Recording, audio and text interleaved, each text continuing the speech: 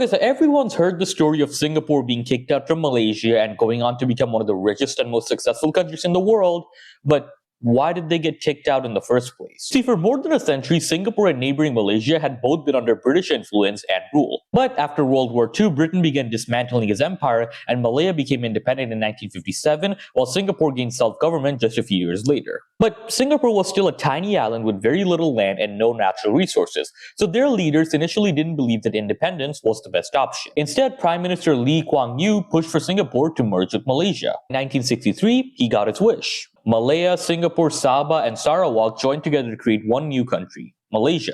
But almost immediately, Singapore and Malaysia's government began fighting over what the new country should look like. And one of the major disagreements was economic. The bigger problem than that, however, was political. Malaysia's population was majority Malay, while Singapore had a large Chinese majority. Malaysia's ruling political party, the UMNO, supported policies that gave special political and economic protection to ethnic Malays and other indigenous groups. Meanwhile, Lee Kuan Yew's party increasingly challenged his approach and promoted something it called the Malaysian Malaysia, the idea that Malaysian citizenship should not be politically defined around one ethnic group. That directly threatened the political system that Malaysia was trying to maintain. So when tensions got particularly high, like in 1964, Singapore experienced major racial riots that killed dozens of people and injured hundreds. So in 1965, Malaysia's Prime Minister Tunku Abdul Rahman had become convinced that keeping Singapore inside the Federation would eventually create a larger conflict. So Malaysia's parliament voted 126-0 to amend its constitution and separate Singapore from the Federation.